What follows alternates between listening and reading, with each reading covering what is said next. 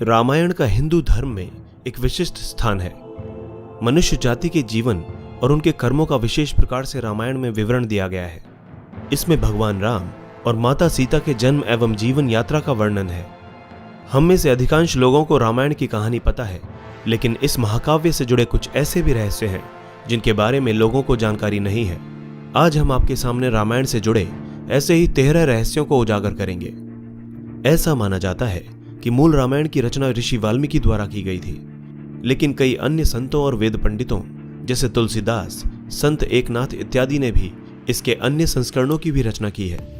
हालांकि प्रत्येक संस्करण में अलग अलग तरीके से कहानी का वर्णन किया गया है, लेकिन मूल रूपरेखा एक ही है।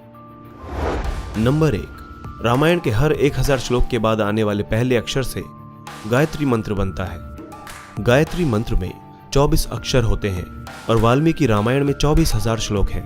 रामायण के हर 1000 श्लोक के बाद आने वाले पहले अक्षर से गायत्री मंत्र बनता है। ये मंत्र इस पवित्र महाकाव्य का सार है। गायत्री मंत्र को सर्वप्रथम ऋग्वेद में उल्लिखित किया गया था। नंबर 2, राम और उनके भाइयों की एक बहन भी थी। श्री राम के माता पिता एवं भाइयों के बारे में तो प्राय सभी जानते हैं, लेकिन बहुत कम लोगों को यह मालूम है कि राम की एक बहन भी थी जिनका नाम शांता था। वे आयु में चारों भाइयों से काफी बड़ी थी। उनकी माता कौशल्या थी। ऐसी मान्यता है कि एक बार अंग देश के राजा रोमपद और उनकी रानी वर्षिणी अयोध्या आए हुए थे। उनको कोई संतान नहीं थी। बातचीत के दौरान राजा दशरथ को जब यह बात मालूम हुई तो उन्होंने कहा, मैं अपनी बेटी शांता आपको संतान के रूप में दूंगा। ये सुनकर रोमपद और वर्षिणी बहुत खुश हुए। उन्होंने बहुत ही लाड प्यार से शांता का पालन पोषण किया और माता पिता के सभी कर्तव्य निभाए। नंबर 3, राम विष्णु के अवतार हैं, लेकिन उनके अन्य भाई किसके अवतार थे? राम को भगवान विष्णु का अवतार माना जाता है, लेकिन क्या आपको पता है कि उनके अन्य भाई किसके अवतार थे? लक्ष्मण को शेषनाग का अवतार माना जाता है, जो क्षीर सागर में भगवान विष्णु का आसन है, जबकि भरत और शत्रुघ्न को क्रमशः भगवान विष्णु द्वारा हाथों में धारण किए गए सुदर्शन चक्र और शंख शैल का अवतार माना जाता है। नंबर 4, सीता के स्वयंवर में प्रयोग हुए भगवान शिव के धनुष का नाम क्या था? हम में से अधिकांश लोगों को पता है कि राम का सीता से विवाह एक स्वयंवर के माध्यम से हुआ था। उस स्वयंवर के लिए भगवान शिव के धनुष का इस्तेमाल किया गया था, जिस पर सभी राजकुमारों को प्रत्यंचा चढ़ानी थी। लेकिन बहुत कम लोगों को पता होगा कि भगवान शिव के उस धनुष का नाम पिनाक था। नंबर 5, 14 वर्षों तक जागते रहे लक्ष्मण। ऐसा माना जाता है कि वनवास के 14 वर्षों के दौरान अपने भाई और भाभी की रक्षा करने के उद्देश्य से लक्ष्मण कभी सोते नहीं थे। इसी कारण उन्हें गुदाकेश के नाम से भी जाना जाता है। वनवास की पहली रात को जब राम और सीता सो रहे थे तो निद्रा देवी लक्ष्मण के सामने प्रकट हुई। उस समय लक्ष्मण ने निद्रा देवी से अनुरोध किया कि उन्हें ऐसा वरदान दें कि वनवास के 14 वर्षों के दौरान उन्हें नींद न आए और वो अपने प्रिय भाई और भाभी की रक्षा कर सके। निद्रा देवी इस बात पर प्रसन्न होकर बोली कि अगर तुम्हारे बदले कोई 14 वर्षों तक सोए तो तुम्हें यह वरदान प्राप्त हो सकता है। इसके बाद लक्ष्मण की प्रार्थना पर निद्रा देवी लक्ष्मण की पत्नी और सीता की बहन उर्मिला के पास पहुंची। उर्मिला ने लक्ष्मण के बदले सोना स्वीकार कर लिया और पूरे 14 वर्षों तक सोती रही। नंबर 6, उस जंगल का नाम जहां राम, लक्ष्मण और सीता वनवास के दौरान रुके थे।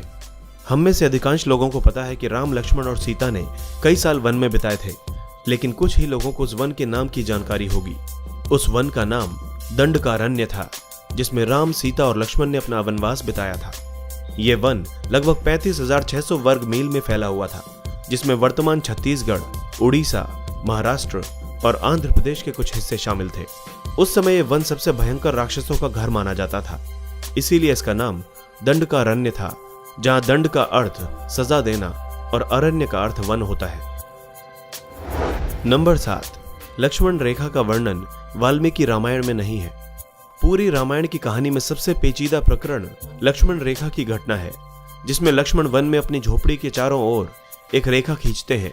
जब सीता के अनुरोध पर राम स्वर्ण हिरण को पकड़ने और मारने की कोशिश करते हैं तो वो हिरण राक्षस मारीच का रूप ले लेता है। इस घटना के संबंध में अज्ञात तथ्य यह है कि इस कहानी का वर्णन ना तो वाल्मीकि रामायण में है और ना ही रामचरितमानस में, लेकिन रामचरितमानस के लंका कांड में इस बात का उल्लेख रावण की पत्नी मंदोदरी द्वारा किया गया है। नंबर 8, रावण एक उत्कृष्ट वीणा वादक था। इस बात की पुख्ता जानकारी है कि रावण एक बहुत ही बड़ा विद्वान था और उसने वेदों का भी अध्ययन किया था। लेकिन क्या आपको पता है कि रावण के ध्वज में एक प्रतीक के रूप में वीणा होने का कारण क्या था? क्योंकि रावण एक उत्कृष्ट वीणा वादक था, जिसके कारण उसके ध्वज में प्रतीक के रूप में वीणा अंकित थी। हालांकि रावण इस कला को ज्यादा तवज्जो नहीं देता था, लेकिन उसे यह वाद्य यंत्र बजाना बहुत पसंद था। नंबर 9, आखिर कुंभकर्ण 6 महीने तक क्यों सोता था? रामायण में वर्णित है कि कुंभकर्ण लगातार 6 महीनों तक सोता था। वो सिर्फ एक दिन खाने के लिए उठता और पुनः 6 महीनों के लिए सो जाता था। लेकिन क्या आपको पता है कि कुंभकर्ण को सोने की आदत कैसे लगी? एक बार एक यज्ञ की समाप्ति पर ब्रह्मा कुंभकर्ण के सामने प्रकट हुए और उन्होंने कुंभकर्ण से वरदान मांगने को कहा। यह देखकर इंद्र को यह डर सताने लगा कि कहीं कुंभकर्ण वरदान में इंद्रासन न मांग ले। इसलिए उन्होंने देवी सरस्वती से अनुरोध किया कि वो कुंभकर्ण की जीवा पर बैठ जाएं, जिससे वो इंद्रासन के बदले निद्रासन मांग ले। इस प्रकार इंद्र की ईर्ष्या की वजह से कुंभकर्ण को सोने का वरदान प्राप्त हुआ। नंबर 10, नासा ने भी स्वीकारा राम सेतु के अस्तित्व को। रामायण की कहानी के अंतिम चरण में वर्णित है कि राम और लक्ष्मण ने वानर सेना की मदद से लंका पर विजय प्राप्त करने के लिए एक पुल का निर्माण किया था। ऐसा माना जाता है कि यह कहानी लगभग 17,50,000 साल पहले की है। हाल ही में नासा ने श्रीलंका और भारत को जोड़ने वाले एक प्राचीन मानव निर्मित पुल की खोज की है और शोधकर्ताओं और पुरातत्वविदों के अनुसार इस पुल के निर्माण की अवधि भी रामायण महाकाव्य में वर्णित पुल के निर्माण काल से मिलती है। नासा के उपग्रहों द्वारा खोजे गए इस पुल को एडम्स ब्रिज कहा जाता है और इसकी लंबाई लगभग 30 किलोमीटर है। नंबर 11, आखिर क्यों राम ने लक्ष्मण को मृत्यु दंड दिया? रामायण में वर्णित है कि श्री राम ने ना चाहते हुए भी जी जान से प्यारे अपने छोटे भाई लक्ष्मण को मृत्यु दंड दे दिया था। आखिर क्यों भगवान राम ने लक्ष्मण को मृत्यु दंड दिया था? यह घटना उस वक्त की है जब श्री राम लंका विजय के बाद अयोध्या लौट आए थे और अयोध्या के राजा बन गए थे। एक दिन यम देवता को कोई महत्वपूर्ण चर्चा करने के लिए श्री राम के पास आना था।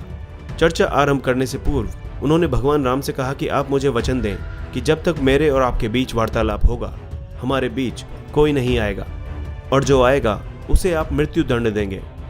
इसके बाद राम लक्ष्मण को यह कहते हुए द्वारपाल नियुक्त कर देते हैं कि जब तक उनकी और यम की बात हो रही है, वो किसी को भी अंदर न आने दे, अन्यथा वे उसे मृत्यु दंड दे देंगे। लक्ष्मण भाई की आज्ञा मानकर द्वारपाल बनकर खड़े हो गए। लक्ष्मण को द्वारपाल बने कुछ ही समय बीतने के बाद वहां पर ऋषि दुर्वासा का आगमन होता है।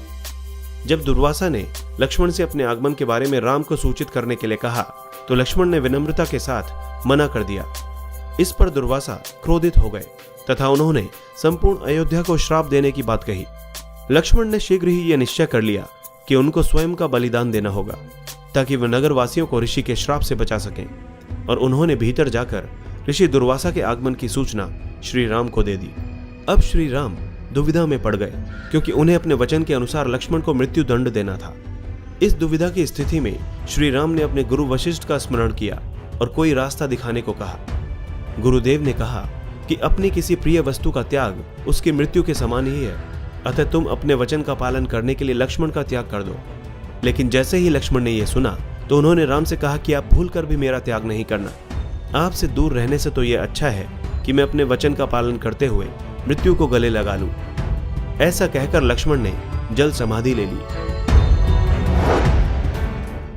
दोस्तों, इसी तरह की इंटरेस्टिंग और इन्फॉर्मेटिव वीडियोस देखने के लिए हमारे चैनल हिस्टोरिक हिंदी को आज ही सब्सक्राइब करें और बेल आइकन को दबाना ना भूलें।